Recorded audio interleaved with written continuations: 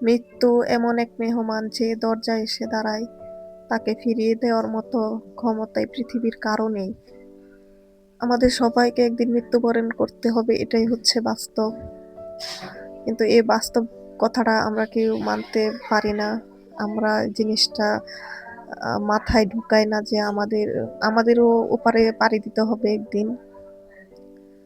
দিন ফুরিয়ে আসতেছে, একদিন যাচ্ছে জীবন থেকে, একটা দিন চলে যাচ্ছে, একটা মিনিট চলে যাচ্ছে, একটা সেকেন্ড চলে যাচ্ছে।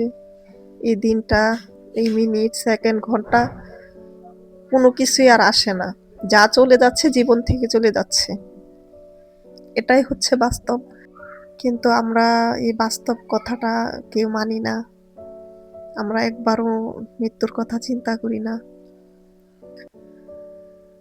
সো হ্যালো এভরিওয়ান, আসসালামু আলাইকুম। তোমরা সবাই কেমন আছো? আশা করি তোমরা সবাই অনেক ভালো আছো।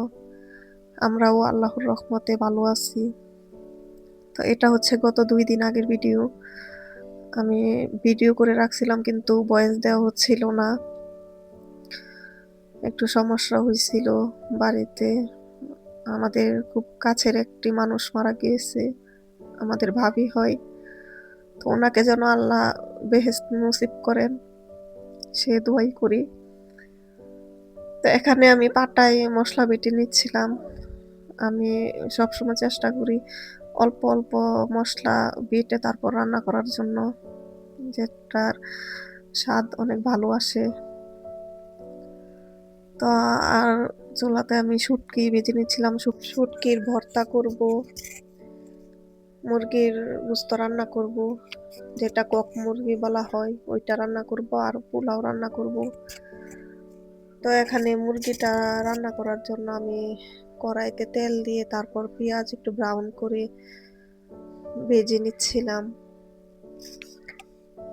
আর তেলের মধ্যে আমি তেজপাতা, দারচিনি, এলাচ আর কিছু গোলমরিচ দিয়েছিলাম। ওইটা দিয়ে ভালো করে ভেজে তারপর আদা রসুন বাটা দিয়ে আরেকটু আমি ভালো করে ভেজে নিব। এরপর আমি যে শুকনা মরিচ বেটে রাখছিলাম ওইটা আমি দিয়ে তারপর শুকনা মরিচ বাটাটাও আমি একটু ভেজে নিব। ভেজে নেওয়ার পর আমি লবণ দিয়ে দিলাম, হলুদের গুঁড়া দিয়ে দিলাম পরিমাণ মতো, ধনিয়ার গুঁড়া দিব আর জিরের গুঁড়ো দিব। দিয়ে তারপর আমি ভালো করে মশলাটা কষিয়ে নিব। আমি সবসময় চেষ্টা করি মশলা একটু ভালো করে কষানোর জন্য, এটা আমি সবসময় বলি।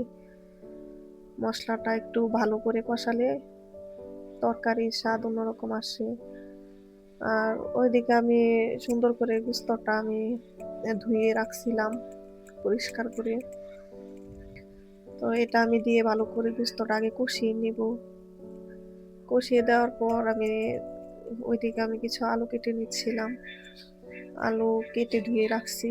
তো ওইটা দিয়ে তারপর আমি আরেকটু ভালো করে আলু আর গোস্তটা কষিয়ে নিব।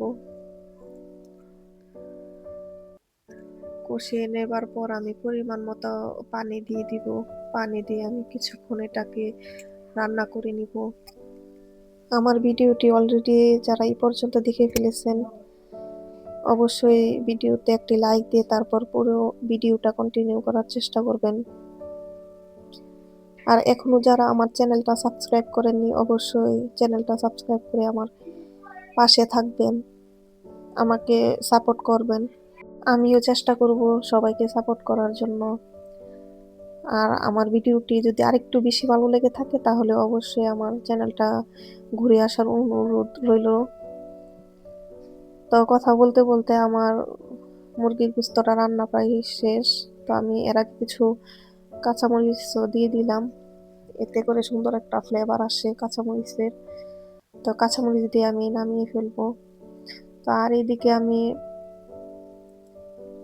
পোলাও রান্না করার জন্য আমি এখানে পেঁয়াজ আর তেজপাতা, এলাচ, দারচিনি, কিছু গোলমরিচ, এটা হচ্ছে কালো গোলমরিচ, তো এগুলো দিয়ে ভালো করে একটু ভেজে তারপর আমি আদা রসুন বাটা দিয়ে দিয়েছি। তো আদা রসুন বাটা একটু ভেজে তারপর আমি চালটা একটু ভালো করে ভেজে নেব। আর ওইদিকে আমি গরম পানি করে রাখছি, তো এখন আমি গরম পানিটা দিয়ে দিয়েছি। তো এখানে 1 কেজি চাল ছিল, তো এটা দিয়ে আমি মগ দিয়ে মেপে রেখেছিলাম। তো আমি সবসময় 1 মগ, যদি 1 মগ চাল হয় ওইটার মধ্যে আমি 1.5 মগ পানি দিই পোলাও চালের জন্য, তাহলে পোলাও রান্নাটা পারফেক্ট হয়। আর আমার ভয়েসটা একটু অন্যরকম আসতেছে, সবাই একটু মানিয়ে নিয়েন, আমার ঠান্ডা লাগছে। তো আমি লবণ দিয়ে দিয়েছিলাম কাঁচামরিচ। তো এগুলা দিয়ে আমি পোলাওটা রান্না করে নিয়েছি। তো একদম পোলাওটা ঝরঝরা হয়েছিল। আমি আর অন্য কোনো কিছু দিইনি, একদম নর্মাল ভাবে পোলাওটা আমি রান্না করার চেষ্টা করছি, পেঁয়াজ বেরেস্তাও করিনি। এই পর্যন্তই ছিল আমার রান্না বান্না। এখানে মুরগির গোস্ত, শুটকির ভর্তা আর পোলাও, তো এটা দিয়ে সবার খাওয়া দাওয়া হয়েছিল। তো আজ এই পর্যন্তই। সবাই ভালো থাকবেন, সুস্থ থাকবেন আর আমাদের জন্য দোয়া করবেন। আবার দেখা হবে নতুন আরেকটা ভিডিওতে। আল্লাহ হাফেজ।